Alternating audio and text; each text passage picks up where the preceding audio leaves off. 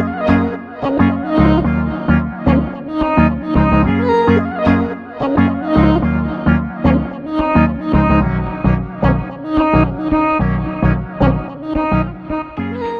partners, this is Mr. Ventures and I'm here with my friend, favorite partner, founder of Pincho Factory, the fastest growing fast casual restaurant in the world, put it that way. I'm not sure about the world, but definitely Miami. Bro, pleasure to have you here, man. Likewise, the pleasure is mine, man. Thanks for having me. We're gonna talk today about entrepreneurship, making things happen, and just, you telling us what's the key to success, bro, in the restaurant industry. So why don't we start by you telling us a story about how did Pincho Factory started? What was that magical story that happened a few years ago? Well, about 8 years ago, we were having a 4th of July barbecue, me and my cousin Nadal. Okay. And after a couple of shots of tequila, we decided that it would be a fantastic idea to open a restaurant. Right? So Nidal wasn't happy with his day-to-day job. I was actually working at Sapien Nitro, which is an advertising agency. And I told him, dude, let's open a restaurant, right? I'll put my mom's pinchos, you put your burgers. We'll create a really cool Latin street food concept that, is sort of missing in Miami and actually sort of missing in the United States as a whole. And I think we got something there. And, 2 days later, this guy was already looking for real estate. He called me, he goes, hey, hey, what are you doing? I'm like, nothing. I'm here. He's like, hey, were you serious about the restaurant? I'm like, well, we were joking around. I'm like, why? What are you doing? He goes, oh no, I'm already looking for locations. I'm like, all right, I guess we are opening a restaurant. Yeah. So it sort of just happened, man. And we've worked tirelessly for 4 months to concept the whole thing. I was still working full time at Sapien. So like after 8, 9 o'clock at night, I would meet with the dog and his little brother, which is our co-founder, Nizar. And then he would cook and we would taste and we'd say yes, no, yes, no, yes, no, until we built our initial menu. Our strategy was very simple. It was, let's create 8 items, but let's create 8 amazing items. We found a little spot in Bird Road, far away from where we lived. We lived in Miami Lakes at the time, but we couldn't afford anything in Miami Lakes. So, we had 77 grand between me and him and his little brother. We got a loan from our uncle. God bless him. And dude, then we went to town and, I'll never forget, we had the spot and, Nidal calls me, he goes, hey, listen, we need to open Saturday. He goes, Otto, I got $6.27 left in the bank account. We gotta open Saturday. And I'm like, all right. I gave him my credit card. I told him, go to Costco, buy the food. Thursday is November 4th, which is my birthday. I'm like, we'll invite all of our friends, find yourself 2 employees. We'll throw my birthday party at the restaurant. We'll train everybody during my birthday party. Oh my God. And we'll open on Saturday. That's exactly what we did. Saturday, we had 400 people at the door. That's crazy. Yeah, it's pretty wild, dude. I mean, the food in Pincho has always been amazing. But I think the thing that differentiated Pincho the most out of the fast casual burger joints in Miami, I believe it's been your talent in branding and marketing, because I mean the food is amazing, but there's a lot of places that have good food, So I would really love your 2 cents on what was your vision and strategy regarding branding and how to market it well, how to get the word around, you know what I mean?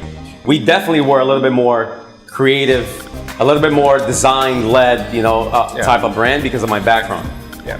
And it plays a huge role, man. I mean, yes, but our food is fantastic, right? So Nidal and Adrian, they've killed it with that. Yes. But then we needed to get people through the door, and then we needed to maintain a specific vibe that was crucial for the brand, right? We had to sort of figure out what we wanted to be, right? And put parameters around it. And like, this is the voice, this is the tone, this is what, if Pincho was a person, this is how he would carry himself, right?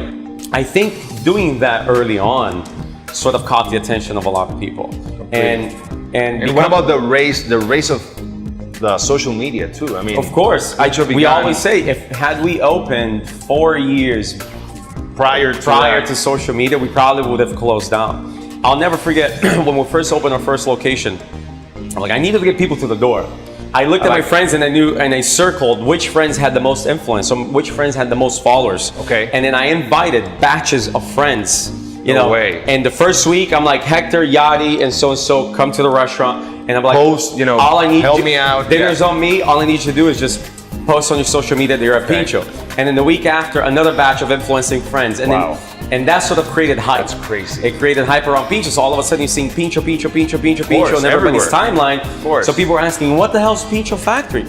What do you think, Otto, would be the advice you would give to yourself regarding starting a restaurant 5 years ago?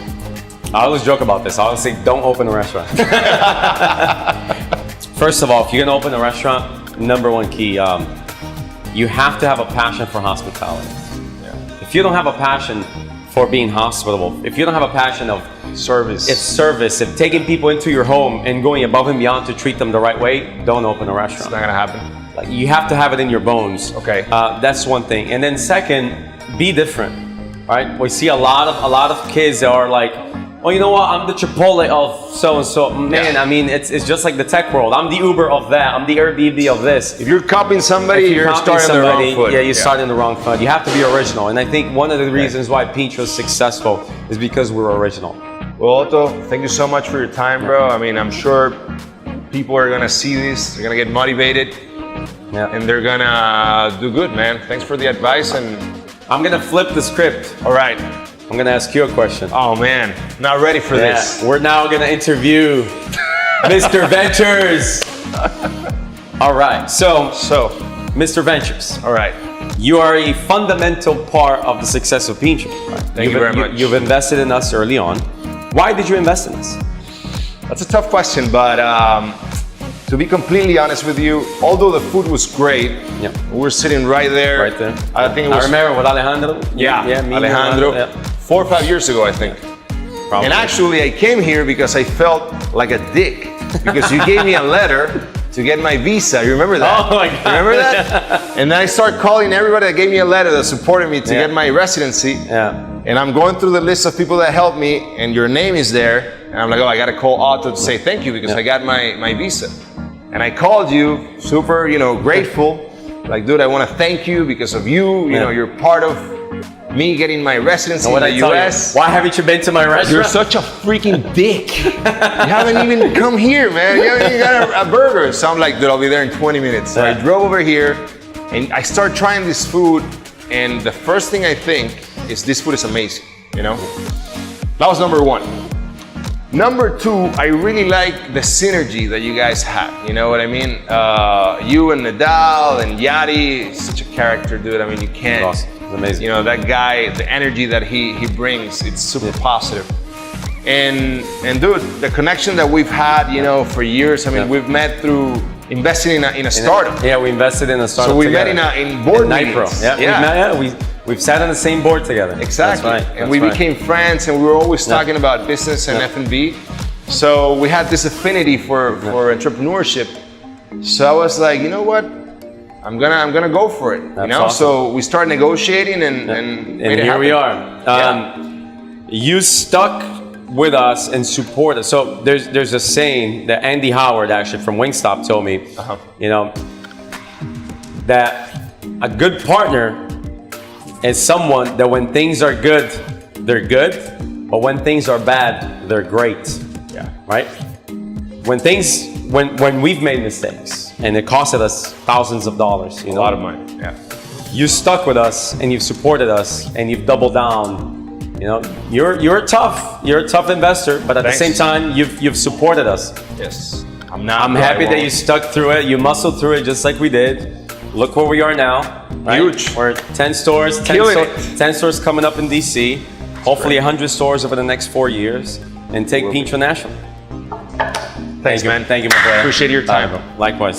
Good luck venturing. Woo. All right.